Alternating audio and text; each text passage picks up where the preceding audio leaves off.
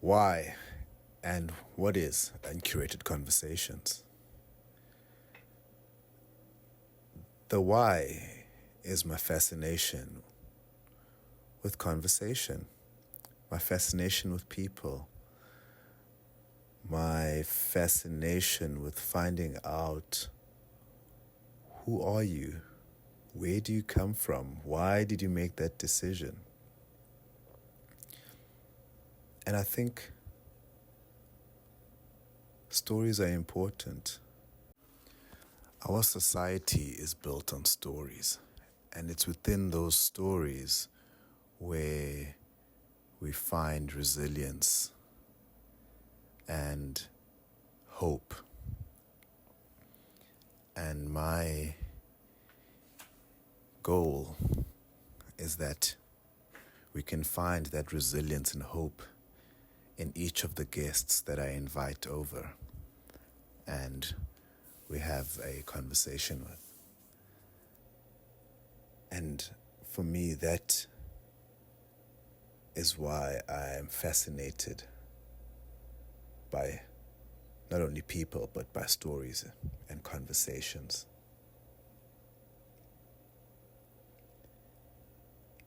And what is uncurated conversations? Uncurated Conversations is a platform hosted by me, Mlamli,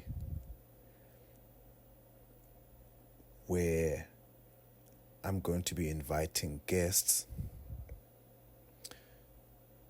to have a conversation with me over a coffee. And these guests might be a homeless person, someone I don't know. Could be a friend of mine, someone I know very well. Or it could be someone I see from far and I think that they have an interesting story and I'd like to know more. What I do know is that we're going to have difficult conversations. We're going to have fun conversations. And through those type of conversations, hopefully you can find something that resonates with you, within my guest, and hopefully it will be of benefit to you and me. Welcome to another episode of Uncurated Conversations with me, your host, Mlamli Mayosi. Today's guest is Jessica Haysie. Jessica is a qualified occupational therapist. Jessica has also represented her country, South Africa, in synchronized swimming, also known as artistic swimming. She's also a formidable long-distance runner and also an IronMan triathlete. In this episode, Jessica takes us into the community and discusses the challenges of having a physical disability and living in rural areas. After finishing her community service, she moved back to Durban and started doing CrossFit. During her CrossFit, that's where she met her husband. In the middle of all that, heartbreak happens and she quits CrossFit and starts triathlons. I'm also interested in her drive and her ambition, and during that difficult time, what drove her to training and running. So we also go into quite depth into that conversation. The rest, I'll leave it to Jessica. Jessica Haysie.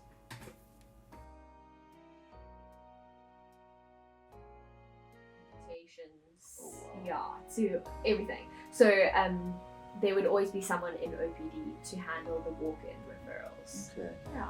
In that area that where you stayed, what were the most type of cases that you worked on as an OT? So stroke patients.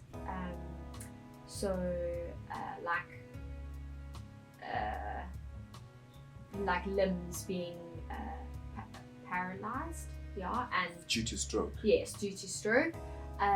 So hemiplegic, so only one side of the body would work. We had lots of snake bites.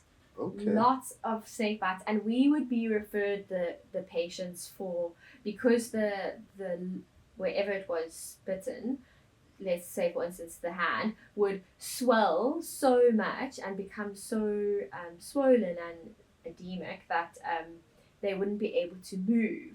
And so once the swelling and the healing takes place and the doctor addresses it, then we would be brought in for just like general mobilization and Right. assessing the movement and the strength and the function in that part of the body. So yeah, that was a very interesting and different thing. I think because of the way that the community lives in terms of their houses and like sleeping on the floor, like literally people would wake up with snakes in their bed. Right. What type of snakes? I don't know what type of snakes. But yeah, my favorite day at ComServe was the home visit days. So we would take the government car and no one else would drive the car. So there's me in this government vehicle 4x4ing through the community, and you have like your home visit patients that you go and see, and literally directions are like, go to this clinic, ask for Sister Ndlovu, and ask her to show you where the greenhouse is. When you get to the greenhouse, turn left, go down to the stops, to the, I don't know, the spaza shop, and then it's 3 houses to the right. That would be the directions. Wow. And it was like, it was hectic, but it was so much fun. Yeah. No GPS there. No GPS. No GPS. Okay. Yeah, so that's why I know kind of like that they were sleeping on the floor and snakes were in their bed, because we went into the homes and we'd like do home visits and things like that. And what type of picture did that give you of the real South Africa versus how we live now in Cape Town, in a city? And I mean, as a kid from the city, I'm sure that was part of the experience for you. Yeah, I think that's what I enjoyed so much about the home visits, is that I got this real like overall picture of this patient, you know, like where they live, how they live, and then you're able to relate and connect like the illness or the difficulty or the functional difficulty that they're experiencing with their home environment, and like how much harder it is to manage. Like we used to go visit lots of CP children, so children with cerebral palsy. Right. And you know, like where the wheelchairs, how the wheelchairs get into the house, where they're sleeping, where they go to the toilets, you know, all of those things. Like it was incredible to see and just actually heartbreaking. How do the parents manage that specific example situation there? I mean, it makes you realize how unbelievably like resilient and hardworking and dedicated these parents are when they have a child with disabilities, because it's hard work. And just the appreciation for the small things in life that they do have, and like the community around them. You can see that they have a big community, like a big family. It's not just their little shack and who lives in their house. It's the greater community at large that's all caring for each other, which I think is quite different to how we live in the city. You know, we often don't go to our neighbor and say, hey, how you doing? Like, can I help with anything? Whereas in this community, in this rural community, that happens all the time. yeah, so quite a big contrast. And when you were growing up, did you grow up in a similar community? Or in a community when you were growing up how did you grow up? No, not like that. Not like this rural community. I think my mom started an NPO in a informal settlement, literally over the road from over the hill from our house. And so I had been exposed to shack settlements and interacting with that community from a young age. And we often did like clothes drives and soup kitchen things. Now it looks a lot different. It's more of a relationship, and I have quite good relationships with people from that informal settlement. And I think that like it's just given me, or it's taught me a lot about like the value of funny that I say this, but like finding out someone's story and that there's more to them than where they live and their situation, you know. Just an example, like during lockdown, we were working closely in this community in Durban, and we were walking around and I found this lady just crocheting in her house. And I was like, this is amazing. We connected. Her name is Tubbs. And during lockdown, I started this like platform to sell her stuff. Oh, and then tried to like empower her with business skills, to what products to make. But anyway, I think like I got close with her and like found out, you know, that she needs to pay school fees for her son and her daughter, and that her husband had interest in becoming a plumber. And so, you know, like there's so much more to just the situation that someone is in, or like from the outside living in an informal settlement. Oh, shame. But actually, there's so much hope in that house. Yeah. I actually wish you could meet Tubbs. She should come here and tell her story. Invite her. Okay, Matt, cut, done. No, I'm joking. Oh, that's beautiful. And you're so right, Jess. I mean, this is my why I do what I'm doing. Yeah. This is exactly why I'm doing what I'm doing. Because I've also, through my journey, have realized how you can't just look at someone and just make up your own fantasy in your head about this person, of knowing this individual. Yeah. And as you know, we're all complex, you know, and out of that complexity comes these beautiful nuances that create this beautiful person who we are, and also sometimes can go other way, you know. Okay, cool. So door to door, going into people's homes, and was the community quite welcoming towards you from the beginning, or how was the interaction? I think that they were quite used to white people. Okay. And you were kind of seen as doctor, so you brought the sense of help and hope whenever you came into their homes. I mean, there was obviously this need to have respect and, you know, their environment, but they were very welcoming. It's beautiful. I mean, it's the first time, to be honest with you. I mean, where I come from, okay, but let me qualify that. We've got a day hospital, but I have never used it, first of all. Okay. So I don't know if they've got OTs in those day hospitals, because it sounds to me like, one, your skills are very much needed in those communities. Yeah, they are. But two, I don't know whether the guys within those communities realize how important your skills are. You know, because my dad had a stroke. So I understand perfectly the role and the importance of OTs in terms of recovery and stuff like that. And he had that one you're talking about where half his left side. Yes. So it was a very difficult time, not only in my life but in his life, because you're not only dealing with the physical ramifications of the stroke itself, but the psychological, cognitive. Look, no.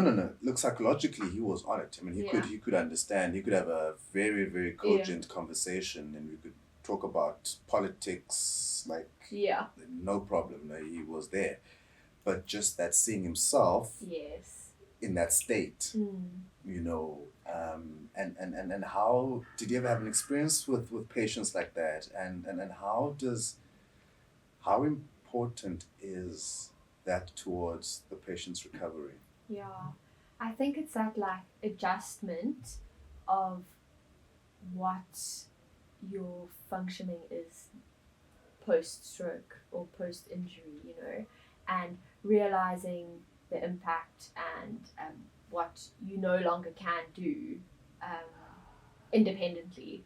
And that's kind of where OTs come in, and we try and make adaptations so that you can perform these tasks that you could beforehand, just with like a little bit of assistance maybe in some way.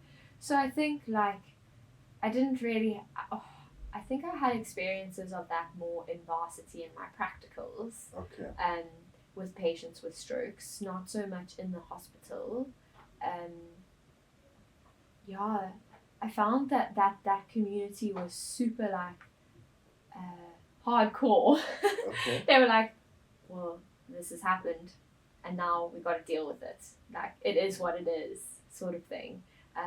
And they like listened to you and what you had to say, and kind of was like very accepting of, okay, this is my life now. Which is very interesting and very hardcore, as I said, I think. I mean, I think speaking from experience, I mean, with my dad, it was a different experience because I think he found it very difficult to accept that now he needs assistance, first of all, to go to the bathroom. Exactly. You know? Exactly. It's a huge thing. Yeah. And that you know, like your role kind of changes a little bit, and your independence. Yes. Yeah, that's exactly it. Yeah. Sure, I can imagine that must have been hard for him. How old were you when that happened? No, recently. Oh, really? My dad passed away in COVID. So he had a stroke in 2018. Okay. And then he stayed with me the whole time. So just like So you were the carer. Yeah. Wow, Charles. Yeah. That's hectic. Yeah. That's full on. That was it's you know, during that time a lot of things happened in my life. But one of the things I always take away is seeing the fragility of life and how fragile life actually is.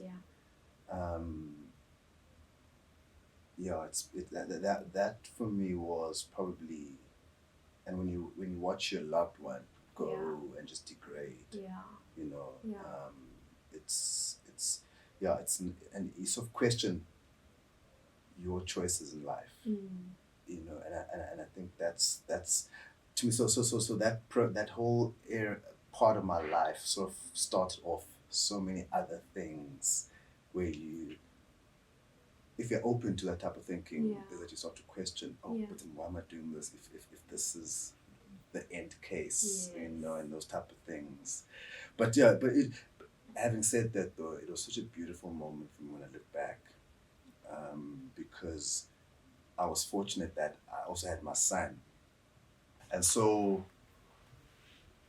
it was very difficult. You know, it was very difficult, but I think that, I mean, also I grew up at a home where, from a young age, you're always told that you look after your parents.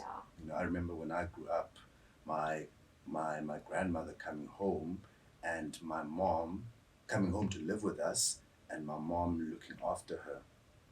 So I grew up so that I saw that. And so I used to find it very strange, older, when I used to see my friends or know people who say my parents are going to old age home. That used to be very, very weird to me, because it's like. But having said that, though, I mean, there was a time even with my dad where it was just getting too hectic, and I couldn't manage on my own. So it was literally at that stage where I had to not me, but as a family, we had to say, okay, maybe in an assisted living home, he will have much better care and attention than what I can give him. So I think there is a time where you have to let go and realize that there's people that can do much better than I can do. What do you think your son will do? Having experienced being in the home with you and your dad, my philosophy is teach through watching. 100%. That's my philosophy. That's all I can do. I can't control what he does in the future, but what I can control is what I expose him to.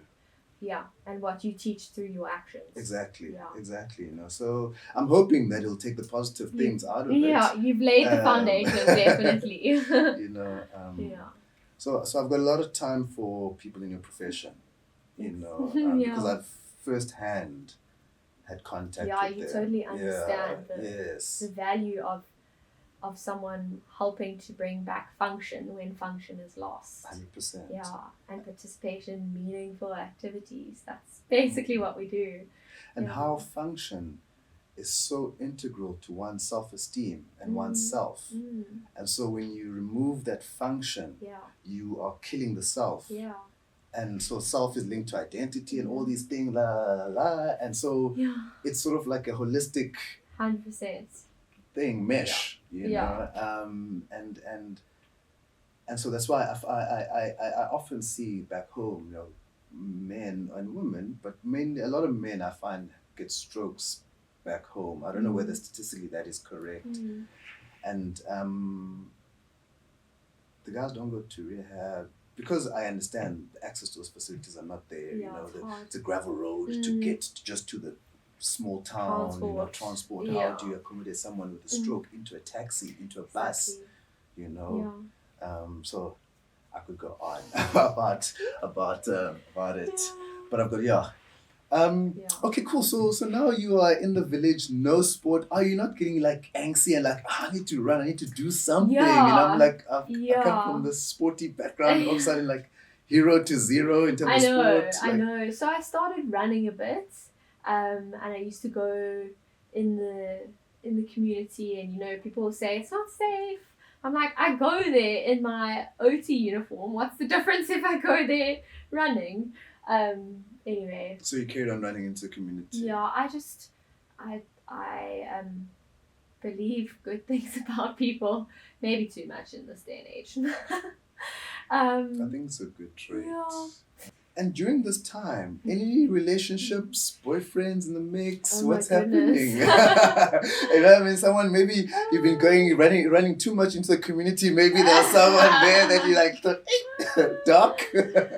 Just quick left here, duck. Yeah. I mean, take left, 3 houses down, you'll find me there. No one in ComServe. No, I had a boyfriend during varsity. That was quite serious, but then we broke up. Okay. And then I went to ComServe, and it was a good year to just be free and figure out my profession and just the world of adult living. And then I kind of landed with my bum in the butter when I got a job the next year. Right. At a short-term remedial school in Durban. Okay. So then, that was kind of like my path was laid out before me. Okay. And I moved back to Durban. I was adamant that I wasn't going to move home with my parents, so I found a digs. Big girl now. Yeah. Stayed in a digs that was like probably 2 kilometers away from my parents' house. paying so much rent. I don't know what I was thinking. Anyway, I eventually, a few years later, moved back home sanity to prevails. save money. But I was there for 6 years at that school, and yeah, so during that time, I met someone and had a relationship. Okay. Yeah, which went far, and we actually got engaged and got so far as getting married. So how old are you now in this? I was 25. 25. 25 when I got engaged and married. Okay. 20, 25, 26, yeah. Right. Yeah, and then still no sport, nothing's happening. You're still doing it, but now you're back into sport and living your best life on that side. So when I moved back to Durban, I was very sad to leave the rural hospital. I would have loved to have stayed, but yeah, I moved back to Durban, city life again, as chilled out city life can be in Durban. Durban is too chill. It's so chill. It's chill, but Durban is another level. level. And then I started CrossFit when I was in Durban. Okay. And that's where I met this guy that became my husband. Okay. Yes. Okay. And that was when I was 25. Yeah. Quite young. Very young. How do the parentals feel about that? Yeah, I don't know. Like, I think you're in Durban, like when you meet someone, it became like a routine. Like people would meet someone and then by 25, 26, you were getting engaged, getting married. Like, that was kind of the order of events. Oh, really? Yeah. Is it still that way? Oh, what do you... Yeah, I do find it that way. There's only a handful of people that are like 30s and single. Yeah. So if you're 30s and single and a woman, you're in... Yeah, there's not a lot of opportunity there. You gotta leave the city. Yeah. Hence why I'm in Cape Town. Wait, let's get back to the story. Okay, so CrossFit, you meet your future husband. Yes. There. Okay. Yes. Yeah, and I loved CrossFit. I found it really challenging and so much room to like learn new things, new movements, and grow, and met a cool community as well. So you're not doing. So you've literally hung up your swim costume. Yeah. So you're not even when you get back to Durban, you didn't like go in the cupboard and say maybe. No, I didn't. Okay. Yeah, but it definitely was in the back of my mind. But I think I filled that void with the CrossFit. Okay. Yeah. Okay. Look, I mean, I can't even say CrossFit is similar to any of the other sports that you're doing because it's like a very power sport, yeah, right? It is very different, which is why I'm saying like I went in there and there was so much to learn. Right. Because I knew nothing about it. I'd never really lifted weights or done all those cool things like pull-ups and rope climbs and things like that. Was it just, I'm walking past this place, it looks interesting, let me just pop in and see if I can do these things? Like, how did you actually get yourself into the CrossFit studio? Yeah. I think I had been wanting to do some form of exercise and I didn't know what. And I researched like either joining a gym and doing your own thing versus going to CrossFit. And then I messaged this place and I went. And yeah, I loved it. Okay. I really did. I was there for 5 years. Yeah. I did a few CrossFit Opens and I did quite well. Oh, some competitions even. Yeah, I did some competitions. Yeah. Oh, lovely. And why didn't you carry on?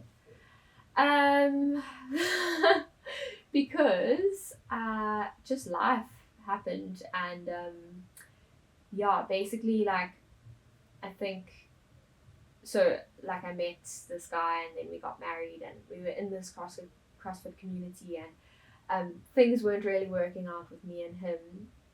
And I won't get into the nitty-gritty of it because, it's really sad that our relationship didn't work and had to end. And I really tried everything in my power to make it work and, get a positive outcome. But unfortunately, I had to accept the the ending of that, and I think removing myself from that CrossFit community and environment was one of the steps that I had to take during this time when the relationship wasn't doing so well. I think like with people and talking, it didn't help, and so I took myself out of that situation, and then I was like, again, okay, I need something. What's next? And then I tried getting into triathlons. Just maybe triathlons might work. Yeah. And so that was kind of also like during the divorce. That was a saving grace for me, was pouring myself into triathlons and getting into something new, and just filling my time a lot with sport or activity. Right. Yeah, and that helped me a lot. What about those, whatever activity you're doing? What was happening around that time when you're actually doing the activity that was helping you getting through this difficult moment? Yeah. What do you mean? Like let's just take a triathlon as an example. I mean, you're running 20 Ks on a session in terms of training. You know, what about those runs when you're running? Yes. And whatever you've got in your mind in terms of the stress and the drama that's happening at home or whatever. And so my question is, at that moment in time, what about the sport that you're doing that sort of was your refuge? Yeah. So it was that that thing of like setting a goal and then knowing what I was working towards, and so going for that run and kind of like knowing I was one step closer to achieving the goal because I had done X, Y, and Z. And so those runs made me feel like I had accomplished something, you know, like there was this sense of like, okay, well done, you did this today, you know, you did this run, and that's going towards an end goal or a bigger picture.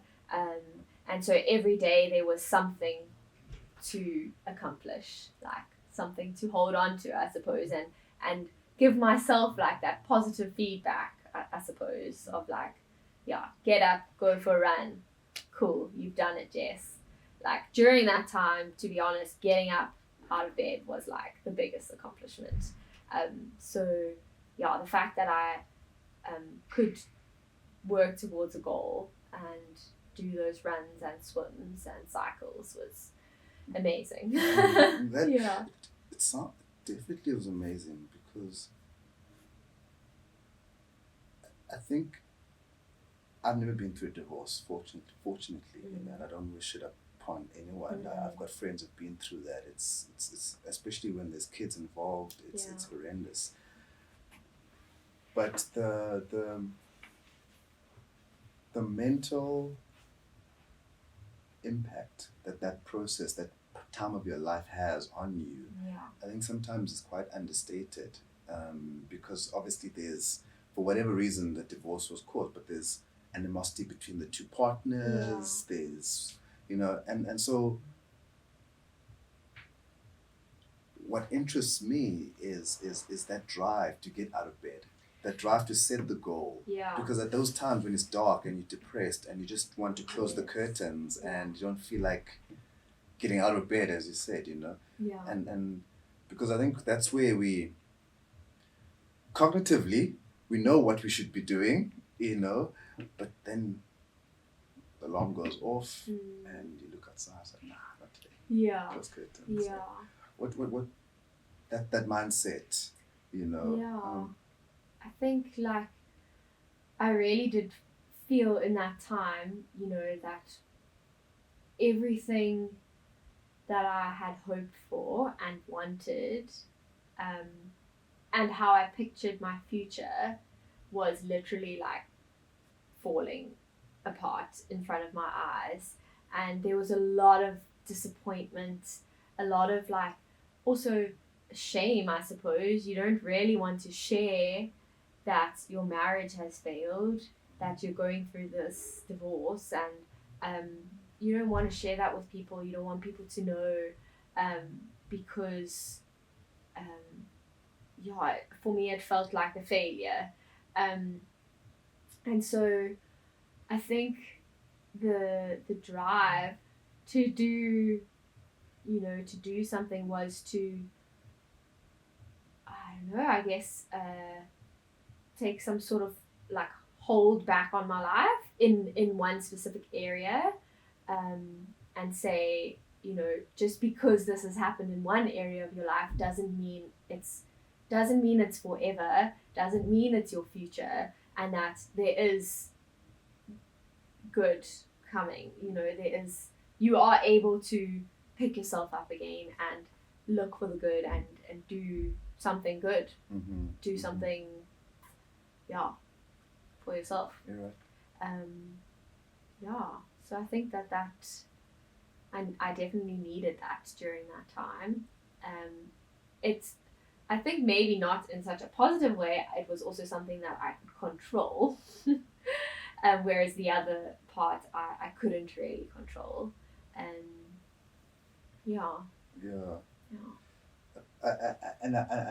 got a sense that that's what you were talking to, is that control. Here's something that I can control. I can control the outcome. I can control the results. Whereas this other thing, there's another individual involved. Yes. And depending on how he thinks today, that's how the direction of the day will go. So. Because relationships are both parties, whereas this like pursuit of getting fit and doing a race is kind of, it's you. And you're accountable to yourself. To yourself, exactly. So that's exactly it. Yeah. And have you always found that that's been your pattern in terms of just doing all these races and doing all these things? I think it's a little bit different now. I've let go of that sense of control over it. It's more because I want to, it sounds weird, but I want to do hard things. I want to challenge myself. And so I take on things that are like hard, physically hard, mentally hard. For who knows what reason I do it, but I do it. I just have this like drive, I think, to prove to myself that I can accomplish this thing, that I can put my mind to something and I can do it. And so that's what landed me back in synchro. In synchro. After a 6-year break. So, but hang on, before we get to synchro. Sorry. Now you are, okay, so you now started triathlons. Yes. And you've been just to sort of regain that sense of self. Yes. And sort of regain some sense of hold onto your life, because if I'm hearing you correctly, things were just spiraling beyond your control. And so you're doing the triathlons and then so left, before we get to the triathlons, actually, during that period of time, your mom and your dad and your siblings, where are they in terms of support structure? Do you have a support structure? So I was very, very fortunate that my parents were very much aware of everything going on in the relationship. Not everything, but aware of the relationship things. And how things were kind of spiraling and what it was doing to me. And so they supported me in my decision. And I did kind of move back home for a while. So I had that kind of really anchor support. I had a stable job still, and where I had been for 5-6 years. So those girls also really knew me and could support me there. And then I had 5 really close best friends in Durban as well. And so I had a really good community. And I had my church that I was a part of. So I had a good community supporting me and carrying me through that time. I didn't feel like I was alone. Although I did feel like no one really could relate. And my brother, little Jared, was in London. He had moved there. So that was hard. That was hard for him because he felt so far away, yet still very protective. And Big Jared was living at home as well, so he was there, and then my sister was in Cape Town. Okay. Yeah. People not being able to relate. What do you mean?